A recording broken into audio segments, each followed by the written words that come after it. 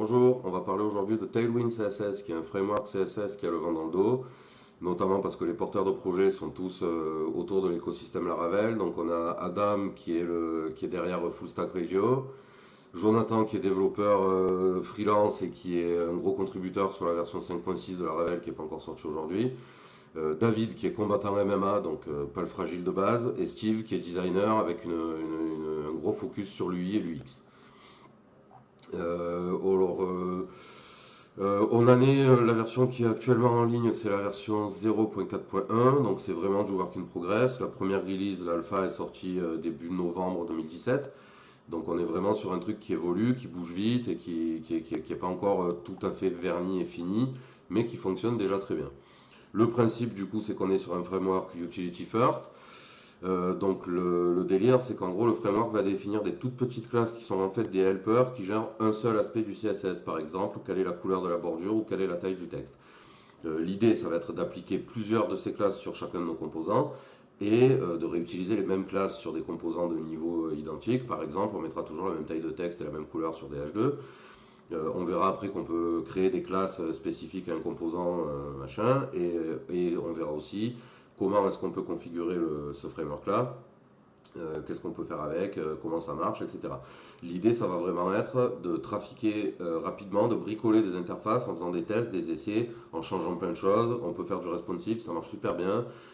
J'ai énormément utilisé Bootstrap et je pense que j'ai déjà des meilleurs résultats avec Tailwind après quelques mois de découverte que ce que je faisais avec Bootstrap, que ce soit en termes de design, des réflexions sur l'ergonomie ou responsive. Donc on va y aller.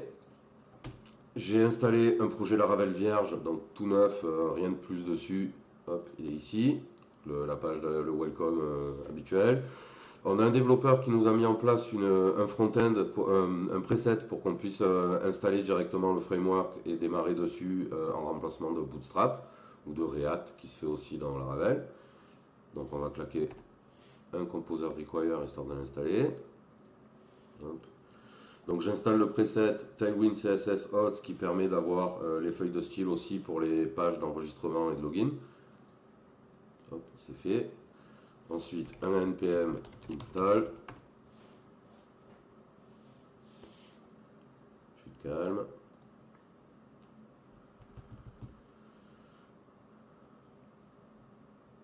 Dès que c'est fini, je vais vous montrer la configuration, parce que du coup, le principe, c'est qu'il y a beaucoup de choses qui sont définies dans le framework, ce qui, de base, peut faire des pages, des feuilles de style qui sont un peu lourdes, mais on peut ajouter ou enlever des helpers en fonction des choses dont on a besoin.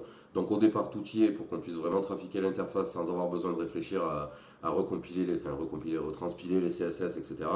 Et une fois qu'on veut passer en prod, on enlève les trucs qu'on n'a pas utilisés, et ça permet d'avoir des fichiers qui sont relativement légers. Je comptais pas faire de montage au départ, mais l'enregistrement vidéo fait ramer mon PC de manière assez hallucinante, donc je vais y être contraint. Alors, maintenant que tout est installé, j'ai créé une vue qui est vide et qui ne fait que charger la feuille de style principale de la Laravel du projet dans le header, quoi. Et du coup, on va bricoler une petite interface. Alors, ce que je voudrais faire, c'est deux barres en haut avec nom du site et nom d'utilisateur à droite, et un petit sous-menu, et en dessous, un panel qui ressemble à un début de dashboard. Je ne sais pas exactement dans quoi je veux partir. Je voudrais que ça soit vers le bleu. J'ai pas plus d'idées que ça pour le moment. Il va falloir qu'on y réfléchisse ensemble et qu'on voit comment on fait pour réfléchir à ce genre de choses dans Tailwind. Donc de base, il va me falloir ma div qui sera la div bleue en haut, qui sera la nav principale. Là, il y aura la sous-nav et ensuite, on aura le panel qui sera le dashboard. Le body, je voudrais qu'il ait un fond qui soit gris, donc on va directement lighter. Et du coup, ça devrait suffire à ce qu'on ait un fond gris. La première classe qui est tout en haut, la première div qui est tout en haut, pardon, je veux qu'elle ait un fond bleu foncé. Évidemment, la div est vide, donc elle ne s'affiche pas. Je veux qu'elle fasse toute la largeur, donc là on est bon. Je veux que le texte dedans soit blanc. Je veux qu'elle ait un padding de 4, ce qui doit faire un demi EM si mes souvenirs sont bons. Voilà, c'est à peu près ça. Et je veux qu'elle soit en flex et je veux, c'est pas ça, c'est justify between. Pour que les items qui sont dedans soient, espacés au maximum l'un par rapport à l'autre. Donc là pour le moment on va pas mettre de classe, on va mettre brand name et dans l'autre username. Là théoriquement du coup on devrait déjà avoir les deux trucs à peu près à leur place. Ok. Celui-là je voudrais que le texte soit plus grand, donc on va mettre XL par exemple. Voilà. Ou alors on va peut-être pas le mettre en plus grand, on va peut-être le mettre en... Si, on va faire ça. Par contre on va rajouter item center, parce que ce qui me plaît pas là, c'est que le username est plus centré en vertical sur la bande, et donc c'est pas très beau. Voilà, on est déjà mieux. Donc admettons qu'on laisse ça comme ça pour le moment, que ça me va bien. La deuxième, donc le sous-menu, je vais vouloir qu'il soit bleu plus clair, avec les liens en blanc par-dessus. Donc BG pour background, blue light. Bon, on était parti de darker, donc on va le mettre en blue tout court. On va laisser le texte en blanc pour le moment aussi. Pour le moment, on va mettre le même padding qu'ici. Et on va remettre ça en flex aussi. Et item center au cas où je mette des icônes sur la ligne et que du coup ça fasse des décalages. Ça permettra que ça soit bien centré dès le début. Là la div est vide, donc forcément on se retrouve avec un truc vide. Là on va directement claquer nos A dedans. On pourrait faire autrement en mettant des ULLI, ce genre de choses. Nos underline pour que le lien ne soit pas souligné. Et donc on va dire dashboard pour le premier, profile pour le deuxième et billing pour le troisième. Voilà. Donc là je pense que c'est la couleur du lien qui n'est pas la bonne puisque... Hop, on va coller là. Les liens passent bien en blanc. Je veux qu'il y ait un margin à droite sur les deux premiers. Sur le troisième, c'est pas obligatoire. Même si je peux le mettre aussi au cas où je rajoute des items plus tard. Voilà. Et du coup, je veux que ceux qui ne sont pas... Donc lui, ça sera le actif, les deux autres non. Donc je veux que ceux qui ne sont pas actifs soient... aient une opacité dessus, par exemple. Voilà.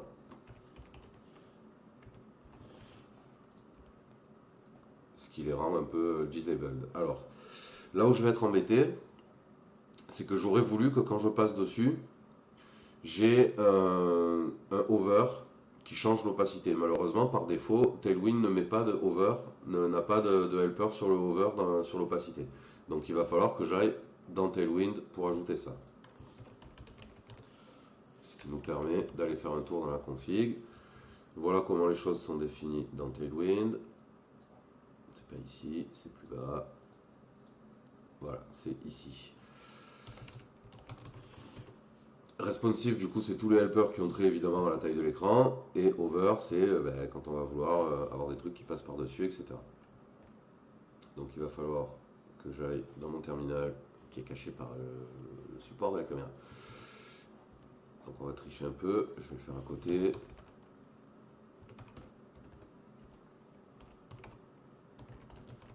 Donc je lance un npm undev, histoire de retranspiler le fichier CSS. C'est en cours.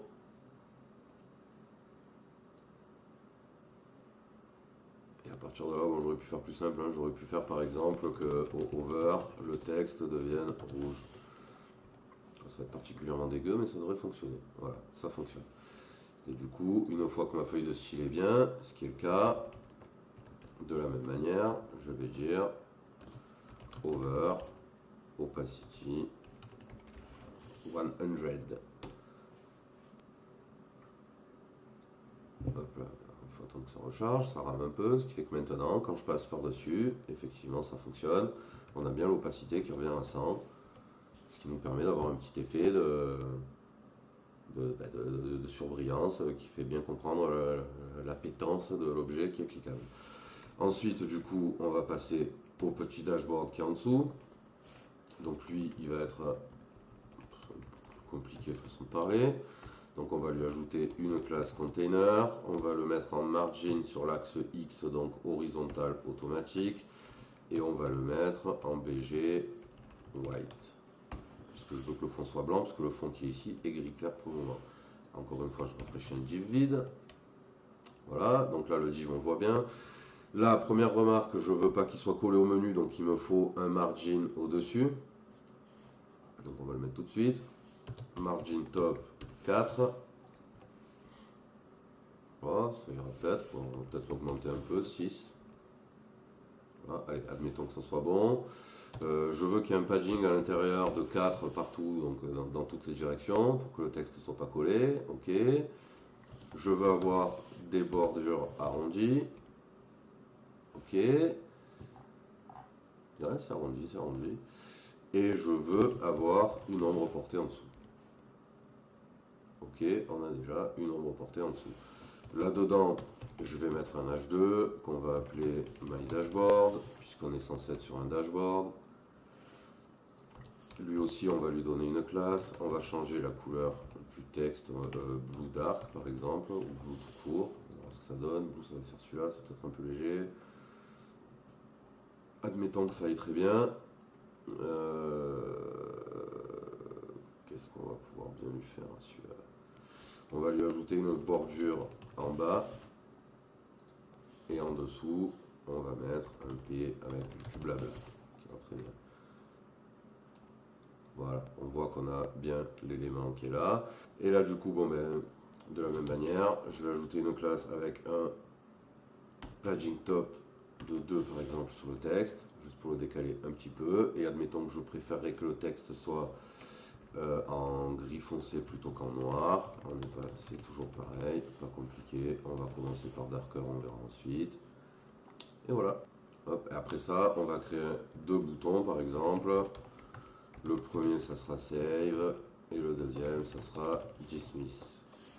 Là, du coup, on va avoir des classes sur chacun des boutons.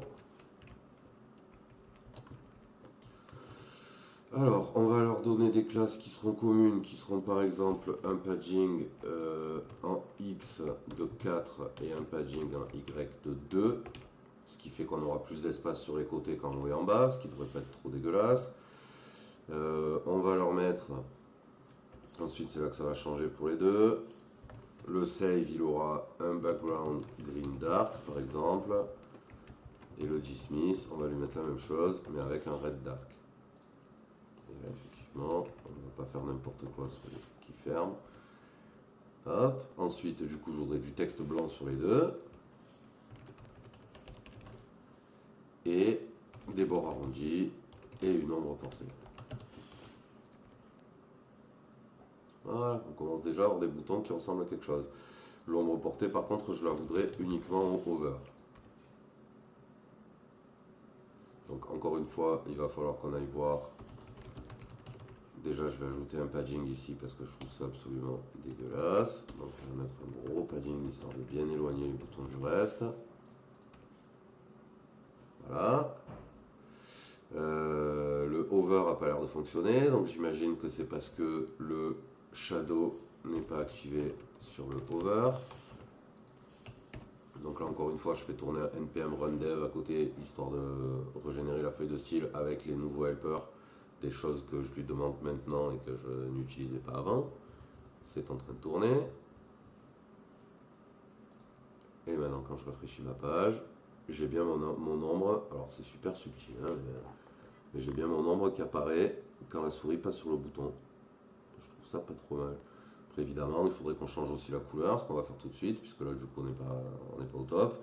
Donc on va ajouter des classes over, on peut en mettre autant qu'on en veut. Over, BG. Alors évidemment là c'est BG green et là c'est BG red. Et du coup on était parti de dark, donc on va les éclaircir un peu, et donc on va se servir des versions de base de la couleur une fois qu'on passe la souris dessus. Voilà. C'est tout pour aujourd'hui. J'espère que ça vous a plu. Je vous conseille du coup d'aller regarder la doc de Tailwind. Je vous mets les liens dans la description. Ça permet vraiment de faire des choses sympas. La doc est super claire. Il y a pas mal de, il y a beaucoup de choses différentes. Et Adam, donc le créateur du framework, a une chaîne YouTube sur laquelle il s'amuse à refaire des interfaces de site. Par exemple Twitter ou Coinbase en screencast, en live avec un chat, etc. Et du coup, c'est assez sympa parce que ça montre vraiment comment il réfléchit. Il va super loin sur le responsive. Il refait vraiment les interfaces des sites, donc bon, c'est pas toujours au pixel près, mais pour du screencast sans beaucoup de préparation, c'est vraiment bluffant. Et ça permet vraiment d'avancer, de bien comprendre comment ça marche. Donc je vous conseille d'aller regarder ça si ça vous intéresse. Voilà, j'espère que la vidéo vous a plu. Laissez le pouce, abonnez-vous, faites des coucous dans les commentaires, dites-moi s'il y a des trucs que vous n'avez pas compris, des choses que vous aimeriez voir, etc., etc. Sinon, je vous fais un bisou et je vous dis à bientôt. Au revoir.